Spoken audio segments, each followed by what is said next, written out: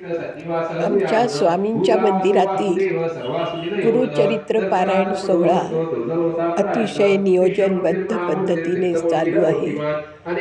सकाळी 8 ते 10ची बॅच असते, दुसरी आणि पहिली बॅच असते 5 ते 7. दोन्ही वेळेला अतिशय मनोभावे हे गुरुचरित्र पारायण वाचत असतात. सगळेजण मनोभावे अतिशय श्रद्धापूर्वक अंतःकरणाने हे गुरुचरित्राचा पारायण सोहळा करत आहेत. आजचा 3रा दिवस आहे आणि सगळ्यांना स्वामींचा आशीर्वाद आहे. स्वामी सदा पाठीशी आहेत. श्री गुरुदेव दत्त प्रसन्न होऊन सगळ्यांना आशीर्वाद देत आहेत. असे हे गुरुचरित्र पारायण सोहळा आमच्या स्वामी समर्थांच्या मंदिरात 29 तारखेपासून सुरू झालेला आहे व अतिशय प्रसन्न वातावरण आहे. आजूबाजूला खूप जण दर्शनाला येतात, दर्शनाचा लाभ घेतात.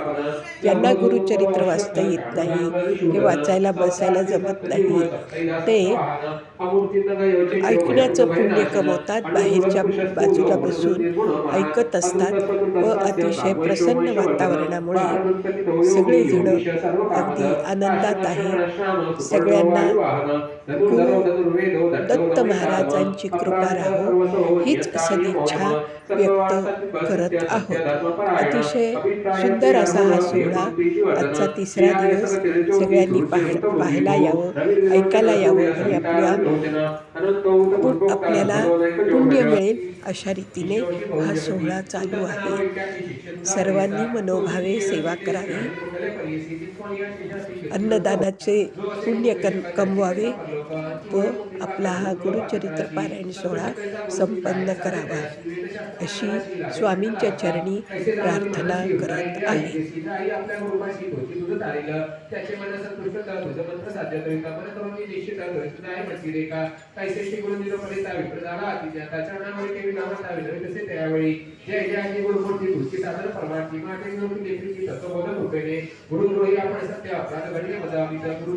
तुकविले चित्त आताचे संतुष्टता सुवर्णाची लोह सकळ भिन्न होता सांगविला होता आणि मुक्त आपण केवी पुन्हा ऐक्य होय अंतःकरण भिन्न झाले असता काय असे ऐके करिता ऐसे माझे मन असता काय उपयोग वाचुनी ऐसे माझे शरीर होई काय उपयोग वाचू नये जीवितवाची आशा नाही प्राण तेथील गुरुपासी ऐसे परीक्षे गुरु श्री विद्रय ब्राह्मण आदी अशी नमुनी निजे वेळा कैसे निश्चय केला प्राणात जीव अनुतप्त झाला तो ब्राह्मण निर्मळ झाले अंतःकरण आपली लागतात होय तक्षणी जैसे कापा सला जीवनी लागता परीसी जळून जाय तो तेसी तैसे व्यासी झाले या कारणे पापाशी अनुतप्त होता परीक्षेसी चालन होई तो तेसी शब्दजन्मीचे पापदाय निर्वाण रूपेली जेवढा निघाला त्याजू कलेवर ओळख केले गुरुवर पाचारीने तयासी बोला म्हणे रोहनी आपली प्रासी विरोध देखी गुरु प्रवेशी तरी तरी चित्तातून मानसी गेले तुझे दुर्दोष वैराग्य उपजले तुझे म्हणे दुष्ट गेले जळवणे एक चित्ते करून स्मरी आपले गुरुचरण तैवेळी श्री गुरुसी नमन केले चरणासी जगद्गुरु तुझे व्यवस्थित त्रैपतीचा अवतार तो कृपा होय जरी पापकेचे शरीरे उदय होता तमारी अंतयासी म्हणे शीघ्र येतोसी का